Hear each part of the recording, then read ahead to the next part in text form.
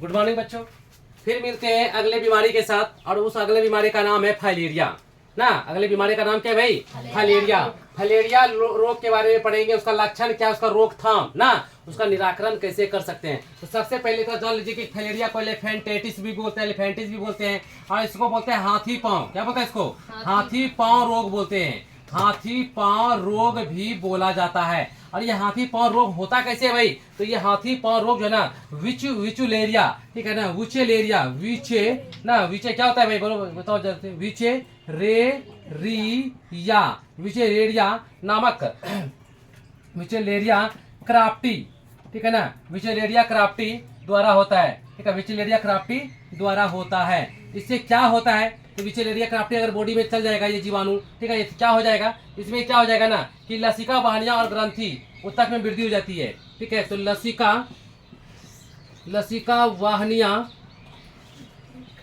वाहिनियां और ग्रंथि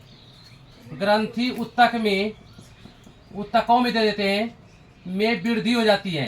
ठीक है ना, वृद्धि हो जाती है। ठीक है, तो लसिका वाहिनियां और ग्रंथि उत्तकों में वृद्धि हो जाती है। तो सबसे पहले हम देखेंगे कि हम जो है ना फाइलेरिया के बारे में पढ़ रहे हैं। और फाइलेरिया रोग को बोलते हैं एलिफेंटिस बोलते हैं। इसका और एक नाम है, उसको बोलते हैं हाथी पांव रोग। हाथी पांव रोग है, मोटा हाथी की तरह पैर जो है ना, हाथी की तरह मोटा हो जाता है। पैर हाथी की तरह मोटा हो जाता है। हाथी का पैर देखिएगा और फाइलेरिया आदमी का पैर देखिएगा तो सिमिलर लगेगा, आपको मिलता जुलता लगेगा। ठीक है ना, आपको दिखाए थे ना। तो चलिए, तो ये जो होता है ना विचुलेरिया क्राफ्टी नामक। चलिए, तो बताइए कैसे होता है ये फाइलेरिया? किससे होता है? जीवाणु से, विषाणु से, किससे होता है? बताइए जल्दी से। बताइए जीवाणु से किससे होता है? बोलिए। जीवाणु से, विचुलेरिया क्राफ्टी नामक जीवाणु ना। चलिए, तो जीवाणु द्वारा होता है। ठीक है, किससे द्वारा होता है? जीवाणु द्वारा होता है। ठीक है, इसमें लसिका वाहिनियां, ठीक है, लसिका वाहिनियां और ग्रंथि उत्तकों में वृद्धि हो जाती है। लेकिन ब्लड पूरे शरीर को ब्लड पहुंचाने वाला जो नस होते हैं, जो भेन होती है ना, तो वो ना उसमें लसिका वाहिनियां में ना वृद्धि हो जाती है। ठीक है, वो इतना मोटा हो जाता है। ठीक है ना, नसें वगैरह जो इतना ये उत्तक और ये नस, ये उत्तक ग्रंथि उत्तक जो है, ये लसिका वाहिनियां जो है इतने मोटे हो जाते हैं ना, इस जीवाणु के कारण, विचेलेरिया क्राफ्टी नामक जीवाणु के कारण ना इतने मोटे हो जाते हैं कि ये ना धड़धड़ा के पैर जो है ना पूरा मोटा होके फूल जाता है। ठीक है, पूरा मोटा होके फूल जाता है। ठीक है ना, तो वो फिर कहलाने लगता है हाथी पांव रोग, क्योंकि इसका आकार जो है ना हाथी के जैसा लगता है। ठीक है ना, तो इसके लक्षण है, तो इसका लक्षण है कि पैर जो होता है ना, पैर आवश्यकता से अधिक फूल जाता है। फिर पैर जो है ना जरूरत से ज्यादा फूल जाता है ना। पैर का जरूरत से ज्यादा क्या हो जाता है? ये मोटा हो जाता है। ठीक है ना, जरूरत से ज्यादा मोटा। फूले हुए पांव की त्वचा और फूले हुए पांव की त्वचा क्या हो जाती है? झुर्रीदार। ठीक है ना, झुर्रीदार हो जाती है। फूले हुए पांव की त्वचा जो है ना क्या होता है? झुर्रीदार हो जाती है। कैसे हो जाती है? झुर्रीदार हो जाती है। ठीक है, चलिए उसके बाद इसके कुछ जो है ना इसके देख लेते हैं कि इसका उपचार कैसे होता है। ठीक है, उपचार के बारे में देखेंगे। छोटा छोटा क्वेश्चन है, आराम से देखते जाते हैं। ठीक है, तो उपचार के में क्या करेंगे भाई कि डॉक्टर, सबसे पहले तो डॉक्टर से सलाह लेना चाहिए। क्या क्या करना चाहिए? डॉक्टर से सलाह लेकर हाँ आगे बढ़ना चाहिए। उसके बाद है, ठीक है, डॉक्टर से सलाह लेकर आगे बढ़ना चाहिए। उसके बाद है डीडीटी का छिड़काव करना चाहिए। किसका? डीडीटी का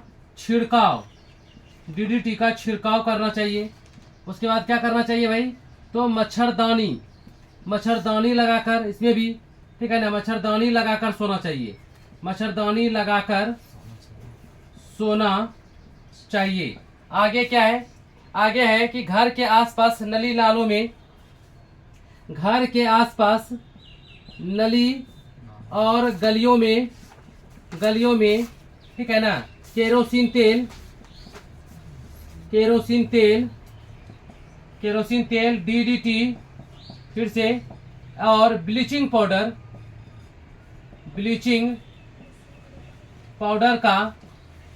का छिड़काव करना चाहिए। ठीक है ना। और DEC और DEC के टैबलेट का प्रयोग करना चाहिए।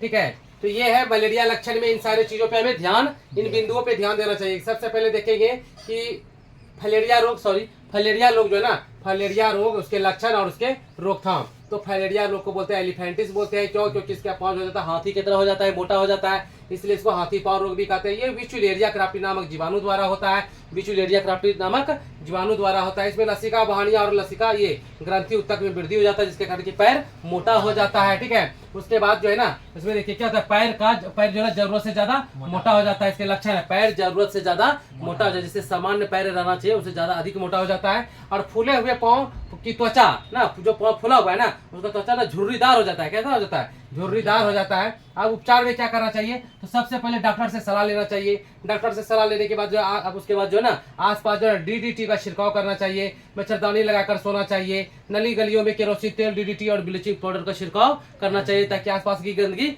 मर जाए और हम स्वस्थ रह सके। उसके बाद DEC का टैबलेट का भी प्रयोग करना चाहिए ना। इन सारी चीजों पे, इन सारे बिंदुओं को हम अपनी नजर में रख करके, उसको अपना करके हम फलेरिया जैसे खतरनाक रोगों से बच सकते हैं। चलिए, तो पढ़ाई के साथ साथ ये आपका क्वेश्चन खत्म हो जाता है।